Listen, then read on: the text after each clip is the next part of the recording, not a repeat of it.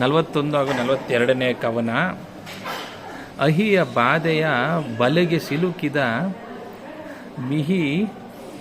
ಮಿಹಿರ ಅಂಬುದವಳು ಮಾಯಾವಿಹರಣದ ಭೀತಿಯಲ್ಲಿ ಸಿಕ್ಕಿದ ಜೀವಾರುಗಳಂತೆ ಅಹಿತರು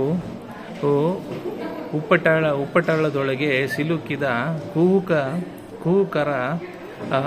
ಕೂಕರ ವದಿರ ಹರಿವ ನೆನೆ ಲೇಸಹುದು ಕಾಲಕ್ಷೇಪವಿದೇಕೆ ಎಂದನ ಶಕುನಿ.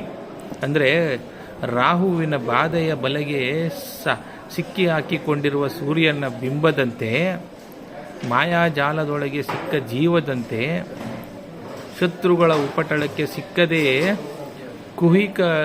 ಕುಹಿಕೆಗಳಾದ ಅವರನ್ನು ನಾಶ ಮಾಡುವುದನ್ನೇ ಆಲೋಚಿಸುತ್ತಿದ್ದರೆ ಕಾಲವನ್ನು ಕಳೆದುದು ನಿನಗೆ ಒಳಿತು ಮಾಡುತ್ತದೆ. ಇದಕ್ಕೆ ನೀನು ಏನು ಹೇಳುತ್ತೀಯ ಎಂದು ಶಕುನಿಯು ದುರ್ಯೋಧನ ಕೇಳುತ್ತಾನೆ. ನಂಬವರ ನೆರೆ ನಂಬು, ನಂಬದೆ ಆಡಂಬಕರ ನಂಬದಿರು. ಸಂಗರವೆಂಬ ಮಾತಿಗೆ ಹಂಬಲಿಸಿ ಬೆಂಬಿಲ್ವ ಬಾಹಿರರ ನಂಬದಿರು.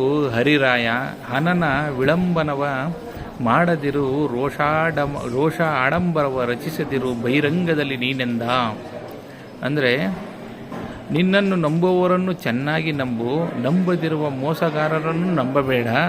ಯುದ್ಧವನ್ನು ಹಂಬಲಿಸಿ ನಿನ್ನನ್ನು ಹಿಂಬಾಲಿಸುವ ಬಾಹಿರರನ್ನು ನಂಬಬೇಡ. ಶತ್ರು ರಾಜರನ್ನು ನಾಶ ಮಾಡುವ ಕೆಲಸದಲ್ಲಿ ತಡ ಮಾಡಬೇಡ. ಕೋಪವನ್ನು ಬಹಿರಂಗವಾಗಿ ತೋರಿಸಬೇಡ ಎಂದು ಹೇಳುತ್ತಾನೆ ಶಕುನಿಯು ದುರ್ಯೋಧನನಿಗೆ. ಧನ್ಯವಾದಗಳು.